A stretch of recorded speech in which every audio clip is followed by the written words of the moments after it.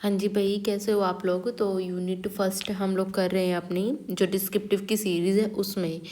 Unit first में मैंने आपको बूलियन अलजेब्रा करवा दिया है, लॉजिक गेट्स करवा दिए हैं, है ना। और उसके बाद मैंने आपको एनकोडिंग स्कीम्स भी करवा दी हैं, क्वेश्चंस भी उसके आपको प्रोवाइड करवाए हैं। अभी हमारा जो बेसिक्स ऑफ कंप्यूटर है वो बचता है, ठीक है। सीपीयू बचता है बेसिकली हमारा। बेसिक में तो सीपीयू जो मेन चीज़ है वो बचता है, और जो थोड़ा बहुत बेसिक है hardware software what is computer, तो मैंने उस सभी को क्वेश्चंस की फॉर्म में डाला है इस पीपीटी में। क्योंकि वैसे समझना तो देखो आप सब लोगों को पता ही होगा कि क्या कंप्यूटर है, क्या हार्डवेयर है, क्या सॉफ्टवेयर है, क्योंकि ये तो इजी चीज़ें हैं। लेकिन आपको नहीं भी पता तो भी हम इस वीडियो में कर लेंगे पूरा का पूरा, और वो भी थ्रू द क्वेश्चन से। तो क्वेश्चन और आंसर मैंने साथ साथ दिए हैं, तो लास्ट तक जरूर देखना वीडियो को। बहुत अच्छे अच्छे क्वेश्चन मैंने इस पीपीटी में डाले हैं आप लोगों के लिए, ठीक है। सबसे पहला क्वेश्चन है, हमें यही देखना है देखो कि एग्जाम में क्वेश्चन किस तरीके का आएगा और हमें क्वेश्चन को अटेम्प्ट कैसे करना है, लिखना कैसे है।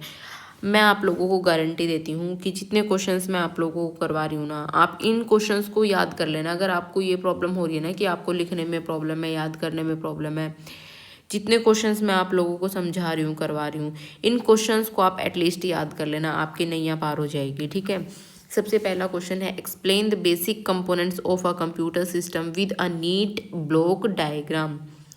जो आपका कंप्यूटर सिस्टम है उसकी जो उसका कंपोनेंट आपको बताना है विद अ डायग्राम, ठीक है। तो देखते हैं क्या है। देखो जो हमारा कंप्यूटर है ना, वो एक कंप्यूटर सिस्टम है। वो उसमें एक चीज़ नहीं होती, उसमें कई सारी चीज़ों से हमारा कंप्यूटर मिलके बना होता है। उसमें इनपुट डिवाइसेस भी आपकी आ जाती हैं, आप प्रोसेसिंग भी आ जाती है, स्टोरेज भी आ जाती है, आउटपुट डिवाइसेस भी आ जाती हैं। ये अलग अलग कंपोनेंट्स होते हैं हमारे। जो बेसिक कंपोनेंट्स हैं ये हमारे कंप्यूटर के हैं, ठीक है। तो इन सभी को मिला करके हमारा क्या बनता है, एक पूरा कंप्यूटर सिस्टम बनता है। तो देखते हैं कौन कौन से इनपुट यूनिट है। इनपुट यूनिट क्या है, जो कि यूज़र से डाटा को ले रही है, जो कि यूज़र की जो इन्फॉर्मेशन है उसको बाइनरी में कन्वर्ट कर रही है, तो वो हमारी क्या होंगी, इनपुट यूनिट। उसके बाद आएगा हमारा सीपीयू। सीपीयू क्या है, हमारा ब्रेन ऑफ कंप्यूटर है।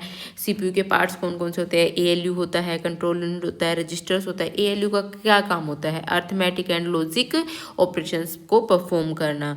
कंट्रोल यूनिट का क्या काम होता है, सारे सिग्नल्स को कंट्रोल करना। कौन सा सिग्नल आ रहा है उसको देखना, कौन सा सिग्नल जा रहा है, किस तरीके से हमें कंट्रोल करना है अपने सीपीयू में, मेमोरी को किस तरीके से कंट्रोल करना है, कौन सा एड्रेस आया है, वो सारा कंट्रोल का काम किसका होता है, हमारा कंट्रोल यूनिट का। देन आता है रजिस्टर्स। रजिस्टर होते हैं जो हमारे, वो बहुत हाई स्पीड स्टोरेज होती है उनमें, है ना, बहुत स्पीड से वो काम करते हैं रजिस्टर्स जो होते हैं। और जो रजिस्टर होते हैं वो डायरेक्ट सीपीयू से अटैच होते हैं। इसमें जैसे कि आप कुछ भी ऑपरेशन परफॉर्म कर रहे हो कंप्यूटर में, जो ऑपरेंड्स होते हैं ना वो हमारे रजिस्टर्स में स्टोर होते हैं, जो करंट आप प्रोसेस कर रहे होते हैं कंप्यूटर में, ठीक है। देन उसके बाद आएगा मेमोरी यूनिट। मेमोरी यूनिट वही होती हैं स्टोरेज यूनिट्स जो जिसमें कि आप डाटा को स्टोर करते हो। प्राइमरी यूनिट्स होगी, सेकेंडरी यूनिट्स होगी, कैश मेमोरी होगी। कैश मेमोरी तो खैर हमारी टेम्परेरी स्टोरेज हैं, लेकिन ये हमारी क्या होती हैं, स्टोरेज यूनिट्स जो कि डाटा को स्टोर करते हैं और इंस्ट्रक्शंस को स्टोर करती हैं। देन उसके बाद आउटपुट यूनिट्स आ गई। आउटपुट यूनिट्स जो होती हैं जो कि प्रोसेस डाटा को यूज़र को दिखाती हैं, डिस्प्ले करती हैं यूज़र को। जैसे कि हमारा प्रिंटर हो गया, मॉनिटर हो गया, जो भी हमारा प्रोसेस होकर डाटा आता है हमारे पास, वो हमारा क्या है, आउटपुट यूनिट। देखो अब आपको सबसे पहले तो जब आप एग्जाम में जाओगे आपको ये देखना है कि आपसे क्वेश्चन क्या पूछा गया है और आपको उसमें लिखना कितना है। 4 नंबर का आपका क्वेश्चन होगा। ऐसा नहीं करना है कि आप एक ही क्वेश्चन को इतना बड़ा लिख दो कि बाकी के क्वेश्चन आपके रह जाएं, है ना। तो आपको ये देखना है कि क्वेश्चन में क्या पूछा गया है। अभी इस क्वेश्चन में कंप्यूटर सिस्टम के बारे में पूछा गया है, तो आप ये नहीं है कि सीपीयू को पूरा एक्सप्लेन करने लग जाओगे। आपको ये देखना है कि आपको 4 नंबर में आपको कंप्यूटर सिस्टम पूरा का पूरा डिफाइन करना है, उसका डायग्राम भी बनाना है, आपको टाइम लिमिट का भी ध्यान रखना है। तो लिमिट एकदम आपकी सेट होनी चाहिए कि हाँ मुझे इतना ही लिखना है। अगर आपसे सीपीयू सिर्फ पूछा जाता है तो आप इसको थोड़ा सा, जो ये वाला पार्ट है इसको बड़ा बड़ा करके लिख सकते हो। आगे मैंने सीपीयू के लिए भी आपके क्वेश्चन ऐड किए हैं, तो आप उसे देखना किस तरीके से। मेमोरी वाला क्वेश्चन भी मैंने ऐड किया है ना। तो साथ में आपको डायग्राम भी इस तरीके से बनाना पड़ेगा। ये आपकी इनपुट जा रहा है यहाँ से, यहाँ पे आपके CPU में कंट्रोल यूनिट होता है, ALU होता है, मेन मेमोरी, मतलब यहाँ पे रजिस्टर्स होते हैं, ऑक्सिलरी मेमोरी यहाँ पे लगी होती है आपकी, और आउटपुट होते हैं। ठीक है, इस तरीके से आपका आउटपुट आता है। देन उसके बाद है differentiate between hardware and software with suitable examples. Hardware और सॉफ्टवेयर के बीच में आपको डिफरेंस लिखना है। जब आप हार्डवेयर कोई भी डिफरेंस आपके पेपर में आ जाए, आपको ये चीज़ एकदम गांठ बांध लो कि आपको वो लाइन में ही लिखना, टेबल बना करके ही लिखना है। आपको ये नहीं है कि उसको आप पैराग्राफ बना के लिखोगे, डिफरेंस अगर आ गया है तो उसकी स्पेसिफिकेशंस भी लिखोगे साथ में, उसको लाइन बना करके इस तरीके से टेबल बना करके ही डिफरेंस को मेंशन करोगे। हार्डवेयर और सॉफ्टवेयर के बीच में क्या डिफरेंस है? हार्डवेयर को आप क्या कर सकते हो, छू सकते हो, सॉफ्टवेयर को आप छू नहीं सकते हो। सेट ऑफ इंस्ट्रक्शंस होते हैं जो सॉफ्टवेयर होते हैं हमारे डाटा को प्रोसेस करते हैं, है ना। टेंजिबल होते हैं, ये इनटेंजिबल होते हैं। डेवलपमेंट है जो manufactured using electronic and other materials, जो ये इन्हें मैन्युफैक्चर किया जाता है इलेक्ट्रॉनिक और मटेरियल से, और ये जो डेवलप किए जाते हैं, जो प्रोग्रामर्स होते हैं उनके द्वारा डेवलप किए जाते हैं प्रोग्रामिंग लैंग्वेज का यूज़ करके। डैमेज फेलियर, जब ये डैमेज हो जाते हैं तो it must be physically replaced with a new component. तो आपको नए कंपोनेंट, मान लो आपका CPU ख़राब हो गया, आपके CPU में मदरबोर्ड ख़राब हो गया या आपका माउस ख़राब हो गया, तो आपको वो रिप्लेस करना पड़ता है ना एक नई डिवाइस के साथ। लेकिन वहीं आपके प्रोग्राम में कोई एरर आ रहा है, वो करप्ट हो गया, तो आपको क्या करना पड़ेगा, उसे रीइंस्टॉल करना पड़ेगा, रिकॉर्ड करना पड़ेगा उसे। इस तरीके से होता है। एग्जाम्पल जैसे मॉनिटर हो गया, कीबोर्ड हो गया, माउस हो गया, प्रिंटर हो गया, CPU, रैम, हार्ड डिस्क। और सॉफ्टवेयर कौन से होते हैं, जैसे ऑपरेटिंग सिस्टम हो गया, डिवाइस ड्राइवर्स हो गए, MS वर्ड हो गए, गूगल हो गया, क्रोम हो गया, एडोब फोटोशॉप हो गया। और आपको इस चीज़ का भी ध्यान रखना है कि अगर कोई क्वेश्चन आ रहा है और उसमें आप एग्जाम्पल दे सकते हो तो एग्जाम्पल को जरूर मेंशन करना है ना। और डायग्राम बना सकते हो तो डायग्राम भी आपको जरूर बनाना है, क्योंकि डायग्रामेटिक रिप्रेजेंटेशन से एग्जामिनर है जो वो जल्दी समझता है चीज़ों को, जल्दी उसके दिमाग में जाते हैं कि हाँ बच्चे को अच्छी नॉलेज है। और आपको ये नहीं है कि कोई भी चीज़ आपने याद कर ली देन आपने सोचा कि हाँ ठीक है अब मैं इसे लिख लूँगा, नहीं।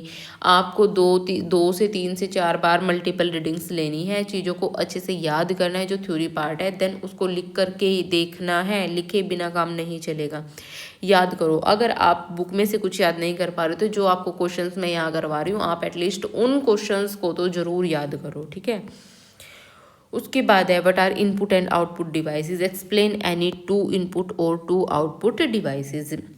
इनपुट डिवाइस कौन सी है, आउटपुट डिवाइस कौन सी है, कोई भी 2 इनपुट और कोई भी 2 आउटपुट डिवाइस आपको मेंशन यहाँ पे एक्सप्लेन करनी है।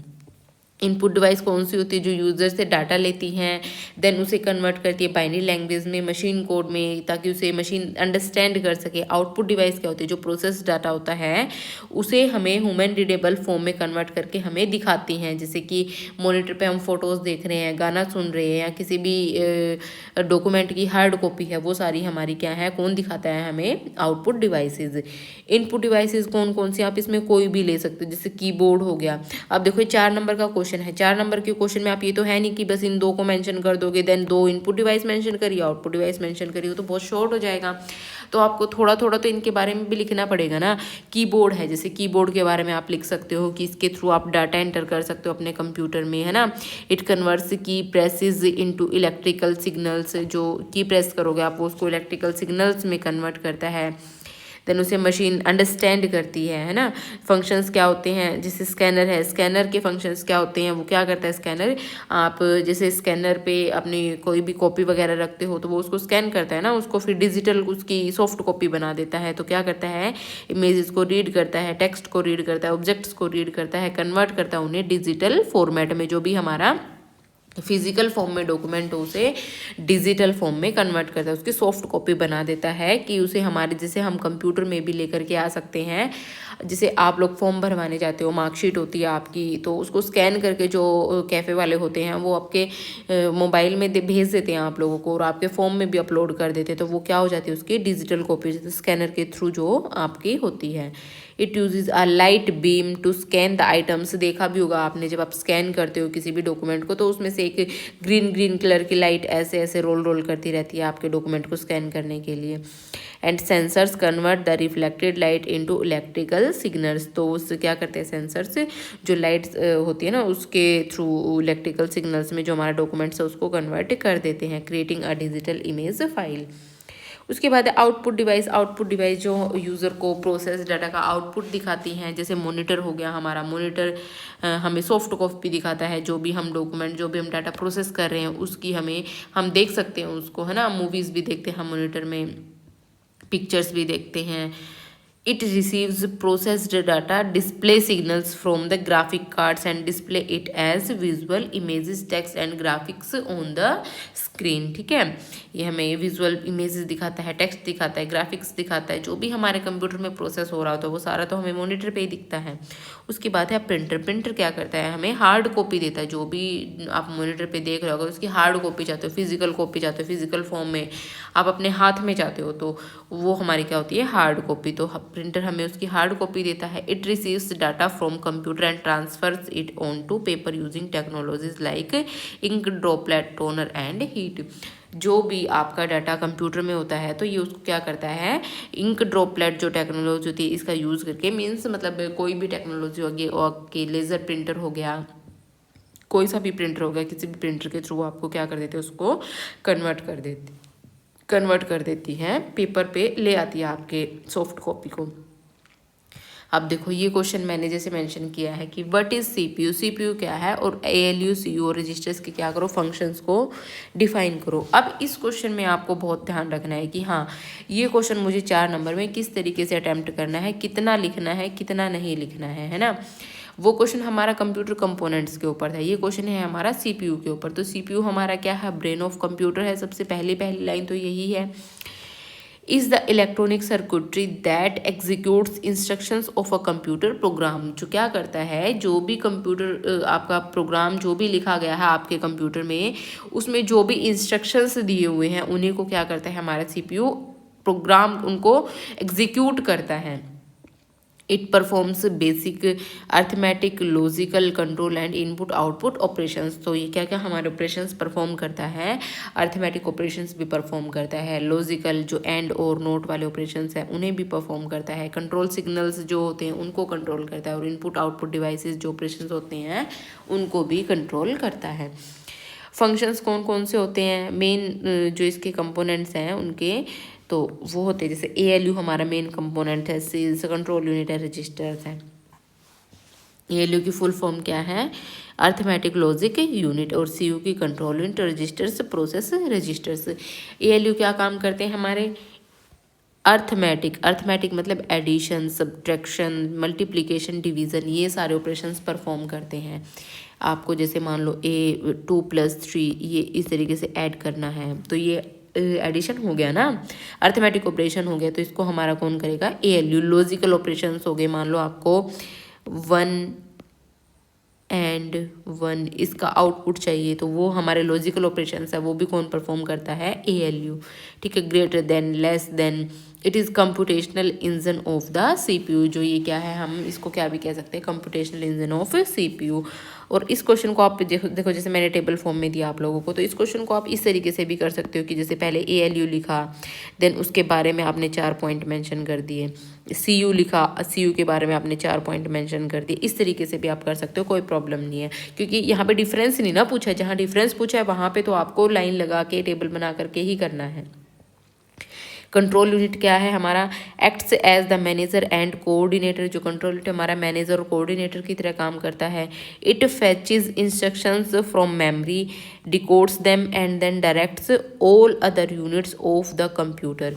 ये क्या करता है, बेसिकली कंट्रोल करता है जो भी हमारी इंस्ट्रक्शंस हैं, मेमोरी से जो भी इंस्ट्रक्शंस आ रही हैं उनको सभी को फैच करता है, डिकोड करता है और डायरेक्ट करता है जो भी हमारी एएलयू हैं, रजिस्टर्स हैं, इनपुट आउटपुट डिवाइसेस हैं, मेमोरी है, कि उन्हें किस तरीके से जो भी आपके कंप्यूटर में प्रोसेसेस हो रही हैं किस तरीके से उन्हें एग्जीक्यूट करना है, कब करना है, कौन सी, मान लो अभी आपके सीपीयू ने डिमांड करी कि आपने कोई भी गाना चलाना है, आपके सीपीयू ने डिमांड करी कि मुझे पर्टिकुलर गाना चाहिए, ठीक है, आपको मान लो गाना चाहिए सैयारा सैयारा, है ना, देन आपने क्लिक किया तो वो जो सिग्नल्स जा रहे हैं कि हाँ भाई कहाँ पे ये गाना रखा है, तो सिग्नल्स को कंट्रोल कौन कर रहा है, हमारा कंट्रोल यूनिट। उसके बाद है रजिस्टर्स। रजिस्टर्स क्या है, हमारे हाई स्पीड स्टोरेज लोकेशंस है, बहुत स्मॉल होते हैं और बहुत कॉस्टली भी होते हैं। ये क्या करते हैं, they hold data instructions and intermediate results temporarily during processing. जब आप प्रोसेस कर रहे हो अपने कंप्यूटर में, कुछ भी आपने क्लिक किया है और आपका डाटा प्रोसेस हो रहा है, आपने मान लो किसी सॉन्ग पे क्लिक किया और आपका डाटा प्रोसेस हो रहा है, वो जैसे गोल गोल गोल गोल घूम रहा है, या फिर वो बहुत इतनी स्पीड से आपका कंप्यूटर प्रोसेसिंग कर रहा है, आपको पता ही नहीं लग रहा है, तो वो जो एकदम प्रोसेसिंग हो रही है ना, तो वो सारा डाटा हमारा किस में स्टोर हो रहा है, रजिस्टर्स में। They allow the CPU to access data much faster than accessing the RAM. तो ये डाटा को क्या करते हैं, बहुत फास्ट तरीके से हमारे पास लेकर के आते हैं, एक्सेस करते हैं डाटा को। उसके बाद नेक्स्ट क्वेश्चन है, explain primary memory, secondary memory, cache memory with examples. आपको प्राइमरी मेमोरी डिफाइन करनी है, सेकेंडरी मेमोरी डिफाइन करनी है, कैश मेमोरी डिफाइन करनी है, और इनके एग्जांपल्स भी आपको देने हैं। देखो इस तरीके का क्वेश्चन आपका आ गया, ठीक है। आपको पता है इस क्वेश्चन में आपको प्राइमरी मेमोरी को अलग से लिखना पड़ेगा, सेकेंडरी को अलग से, कैश को अलग से। आपको पेपर में पैराग्राफ बिल्कुल भी नहीं बनाना, पैराग्राफ आपका दुश्मन है, ये मान लो, जब तक आपका एग्ज़ाम नहीं होता।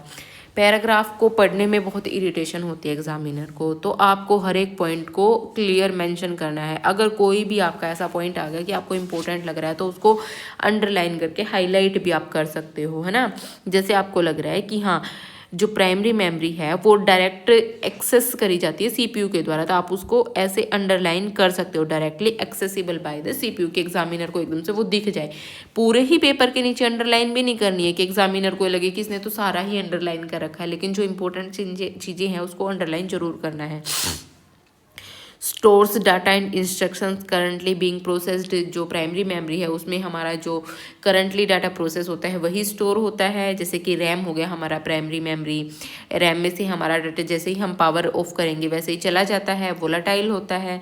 रैम है जैसे रैंडम एक्सेस मेमोरी, रोम है रीड ओनली मेमोरी, ये हमारी सारी क्या है, प्राइमरी मेमोरी है। प्राइमरी मेमोरी हमारी, इसमें एक दो चीज़ें और आप ऐड कर सकते हो। प्राइमरी मेमोरी जो होती है हमारी वो बहुत कॉस्टली होती है, इनकी मेंटेनेंस भी बहुत हाई होती है, और बहुत ही इनकी जो स्टोरेज होती है वो कम होती है। इनके पास स्टोरेज जो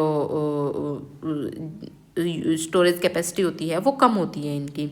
देन उसके बाद है हमारा जो भी आपको उस टाइम पे एग्जाम में याद है ना, आपको वो अच्छे अच्छे से लिखना है, ठीक है। उसके बाद है सेकेंडरी मेमोरी। सेकेंडरी मेमोरी हमारी क्या होती है, जो डाटा को परमानेंटली स्टोर करती है। हम सेकेंडरी मेमोरी का क्यों यूज़ करते हैं, क्योंकि प्राइमरी मेमोरी तो बहुत कॉस्टली होती है, तो उसके उस चीज़ से बचने के लिए हमें सेकेंडरी मेमोरी का यूज़ करना पड़ता है। और सेकेंडरी मेमोरी में डाटा हमारा सेफ भी रहता है। प्राइमरी मेमोरी तो हमारी वोलाटाइल भी होती है, ठीक है। तो सेकेंडरी में परमानेंट स्टोर होता है हमारा डाटा, और ये डायरेक्ट CPU के द्वारा एक्सेस नहीं करती है। सबसे पहले जो CPU है हमारा वो किसके पास जाएगा, रजिस्टर्स के पास जाएगा। रजिस्टर्स के बाद फिर हमारा जाएगा कैश के पास, कैश के पास फिर जाएगा रैम के पास, देन फिर जाएगा हमारा सेकेंडरी मेमोरी के पास, ठीक है। Used for long term storage, जब आपको लंबे टाइम तक कुछ भी स्टोर करना है तो आप फिर किसका यूज़ करते हो, सेकेंडरी मेमोरी का। जैसे हार्ड डिस्क हो गया, पेन ड्राइव हो गया, SSD हो गया, CD DVD हो गया, तो उसमें आप डाटा स्टोर करके ऐसे अलग से रख लेते हो ना कि हाँ भैया आपकी ये 1000-2000 फ़ोटो हैं, तो इसको मैं अपनी पेन ड्राइव में स्टोर करके रख लेता हूँ, बाद में कभी भी मुझे ज़रूरत पड़ेगी तो मैं इसे निकाल लूँगा। उसके बाद है कैश मेमोरी। कैश मेमोरी जो होती है ये लगी होती है हमारे जो CPU होता है ना, CPU और रैम के बीच में, CPU और रैम के बीच में हमारी क्या लगाई जाती है, कैश मेमोरी। जो कैश मेमोरी होती है ना, इसमें जो फ्रीक्वेंटली डाटा हमारा CPU के द्वारा कॉल किया जा रहा है, ठीक है, जो फ्रीक्वेंटली बहुत जल्दी जल्दी डाटा कॉल किया जा रहा है वो इसमें स्टोर हो जाता है उसकी इंस्ट्रक्शन स्टोर हो जाती हैं, ठीक है। Stores frequently used instructions to speed up processing, ताकि जिससे जो है CPU की स्पीड है वो ज़्यादा बनी रहे। Reduces the time taken to access data from main memory, तो इससे क्या होता है कि जो एक्सेस टाइम है हमारा वो घटता है, क्योंकि अगर आपको मेन मेमोरी के पास जाना पड़ गया CPU को तो उसमें टाइम लगेगा ना उसको जाने में, तो वो जो फ्रीक्वेंटली स्टोर है ना, उसको फ्रीक्वेंटली डाटा जो यूज़ हो रहा है उसको स्टोर करके रखती है, तो वो CPU सीधा कैश के पास कॉल करता है।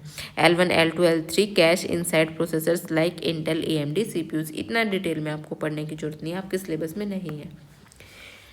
नेक्स्ट क्वेश्चन है डिफाइन यूनिट्स ऑफ मेमोरी।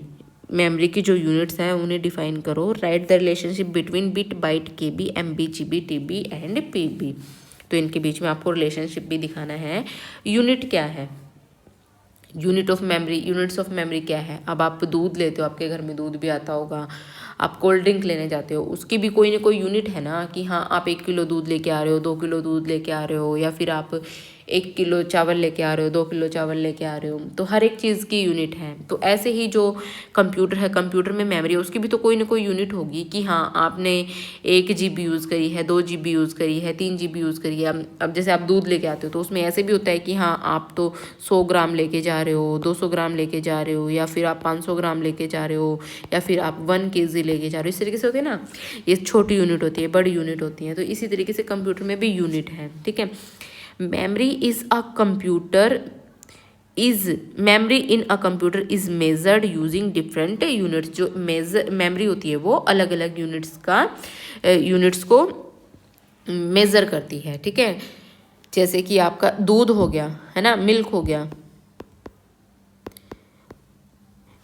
तो ये एक चीज़ है ना कि हाँ आप इसको किलो में आप इसको लेके आ रहे हो। तो ऐसे जो हमारी मेमोरी है, मेमोरी भी हमारे कंप्यूटर में क्या होती है, मेज़र करी जाती है डिफरेंट यूनिट्स के द्वारा। जैसे दूध आपका डिफरेंट यूनिट्स में आप मेज़र कर रहे हो, ऐसे ही हमारी मेमोरी है जो अलग अलग यूनिट्स में मेज़र करी जाती है। The smallest unit is bit. तो स्मॉलेस्ट यूनिट हमारी क्या होती है मेमोरी में, बिट होती है।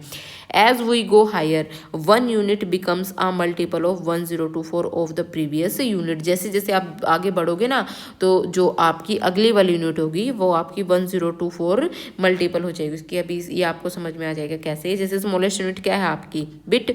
बिट में क्या होता है आपका 0 या फिर 1, कोई भी एक होगा। निबल क्या होगा, 4 बिट से मिलके बनेगा। 4 बिट मतलब या तो आप 0 0 0 0 कर लो, 1 1 1 1 कर लो, ठीक है, या फिर 0 0 1 1 कर लो, 1 0 1 0 कर लो, लेकिन 4 ही बिट आपकी होनी चाहिए, ठीक है। तो वो आपका क्या होगा, निबल। अगर आप 8 बिट को इकट्ठा लिख दोगे, 8 बिट को इकट्ठा लिख दोगे, आपकी कुछ भी हो सकती है ये 1 0 में से, ठीक है। तो वो हमारी क्या हो जाएगी,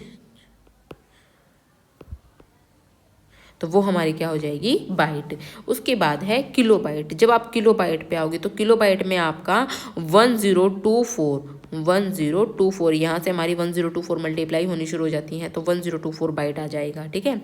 जैसे कि आप मेगा बाइट पे जाओगे, MB पे जाओगे, तो ये जो पिछले वाली है इसकी 1024। देन जिस आप गीगा बाइट पे जाओगे तो पिछली वाली का 1024। टेरा बाइट पे जाओगे तो पिछले वाली का 1024। पेटा बाइट पे जाओगे तो पिछले वाली का 1024। रिलेशनशिप देखो इनमें, 1 बाइट 8 बिट के इक्वल होती है, 1 KB 1024 बाइट के, 1 MB 1024 KB के, 1 CB 1024 MB के, 1 TB 1024 GB के, 1 PB 1024 TB के इक्वल होती है। उसके बाद नेक्स्ट क्वेश्चन है हमारा, what are language translators. Language translators क्या होते हैं और इनके बीच में डिफरेंस क्या क्या है। Assembler, compiler and interpreter. देखो सबसे पहले तो हमें लैंग्वेज ट्रांसलेटर्स ही समझने की ज़रूरत होती है। लैंग्वेज ट्रांसलेटर वो होते हैं जो कि एक लैंग्वेज को दूसरी लैंग्वेज में कन्वर्ट करते हैं। कंप्यूटर में कैसे होता है कि जो ह्यूमन रीडेबल लैंग्वेज है उसको मशीन कोड में कन्वर्ट करना है। जो हमारी लैंग्वेज है ह्यूमन रीडेबल लैंग्वेज को जो मशीन कोड में कन्वर्ट कर रहे हैं वो हमारे क्या है, लैंग्वेज ट्रांसलेटर्स। और जो मशीन कोड को वापस से ह्यूमन रीडेबल लैंग्वेज में कन्वर्ट कर रहे हैं, ठीक है। तो language translators are system programs that converts a program written in a source language. Source language हम इसी को बोलते हैं, ह्यूमन रीडेबल लैंग्वेज को। जो एक प्रोग्राम सोर्स लैंग्वेज में लिखा गया है, हाई लेवल लैंग्वेज भी इसे ही बोलते हैं हम, या फिर assembly language, into an equivalent program in a target language, typically machine language। तो ये क्या करता है, इसको मशीन लैंग्वेज में कन्वर्ट कर देता है, देन वापस इसको फिर से इसी में कन्वर्ट कर सकता था कि हम इसको पढ़ सके। That computers CPU can execute directly, ताकि इसे जो कंप्यूटर का CPU है वो एग्जीक्यूट कर सके, ठीक है। क्या डिफरेंस होते हैं इनके बीच में। देखो मैं आपको इजी लैंग्वेज में बताती हूँ। आप सी का प्रोग्राम लिखते हो, जावा का प्रोग्राम लिखते हो, C++ का, तो आपका पूरा प्रोग्राम जब रन हो जाएगा ना, तो आपको पूरे प्रोग्राम रन होने के बाद एक ऐसे लास्ट में नीचे बॉक्स दिखेगा 1 2 3 करके, आपको एरर दिखा कि आपके 1 लाइन में एरर है, 2 लाइन में एरर है, 3 लाइन में एरर है। ठीक है, इस तरीके से कंपाइलर हमारा काम करता है। वो क्या करता है कि पूरे प्रोग्राम को एक ही बार में वो क्या करेगा, कन्वर्ट करेगा। लेकिन इंटरप्रेटर क्या है हमारा, जैसे आपने 5 लाइन का प्रोग्राम लिखा, मान लो आपकी तीसरी लाइन में एरर है, तो तीसरी लाइन में ये स्टॉप कर जाएगा, यहाँ पे एरर दिखा कि ये लाइन बाय लाइन आपके प्रोग्राम को क्या करता है, एग्जीक्यूट करता है। ठीक है, और असेंबलर क्या है हमारा, असेंबलर क्या करता है, translate assembly code instructions into machine code 1 to 1, ये क्या करता है 1 to 1 ही कन्वर्ट करता है। ठीक है, तो देखते हैं इनपुट लैंग्वेज। इनपुट लैंग्वेज इसमें कौन सी होती है, असेंबली लैंग्वेज होती है। Low language, low level use mnemonics like ADD MOV। ठीक है, और जो हमारा कंपाइलर है वो क्या करता है, हाई लेवल लैंग्वेज को लेता है जो कि ह्यूमन रीडेबल होती है। और इंटरप्रेटर भी हमारा जो इनपुट है इसमें हाई लेवल लैंग्वेज जाती है, और असेंबलर में कौन सी जाती है, असेंबली लैंग्वेज।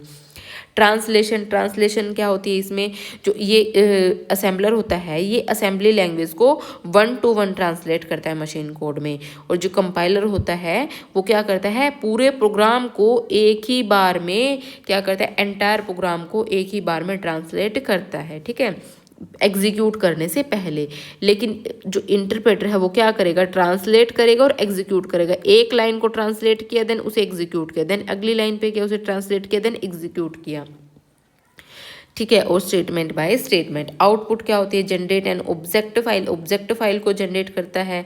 ठीक है, और ये जनरेट क्या करता है, executable file, a stand alone program और no separate object file, output is executed result. जो हमारा आउटपुट होता है वो सीधा का सीधा हमारा रिजल्ट ही होता है। ठीक है, उसके बाद स्पीड, इसकी स्पीड होती है जो बहुत फास्ट होती है, और इसकी स्पीड फास्टर होती है, इससे थोड़ी सी कम होती है, और इसकी स्पीड इससे भी कम होती है। क्यों होती है, क्योंकि जो ये इसकी स्पीड होती है ना वो इसलिए फास्ट होती है कि ये पूरे प्रोग्राम को एक ही बार में आपका एग्जीक्यूट कर देता है। ठीक है, एक ही बार में देख लेता है। लेकिन इसको जब ये लाइन बाय लाइन कर रहा है तो इसे टाइम लगता है उस चीज़ में। और ये फास्ट क्यों है सबसे ज़्यादा, क्योंकि इसे ये डायरेक्ट असेंबली लैंग्वेज को मशीन कोड में कन्वर्ट करा है। असेंबली लैंग्वेज से मशीन कोड में जाना ईजी रहता है। ठीक है, error handling, difficult to debug as errors are reported for the whole program after translation. Translation के बाद है जो वो तब हमें एरर शो होते हैं, तो उसमें क्या होता है कि हमें जो एरर फाइंड करना है वो मुश्किल हो जाते हैं जब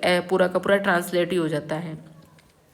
और ये हमें एरर कब शो करता है, जब आपका पूरा प्रोग्राम कंपाइल हो जाता है, पूरे एग्जीक्यूट बाद में करता है। ठीक है, लेकिन कंपाइल पहले कर देता है, हमें बता देता है कि यहाँ आपका एरर है।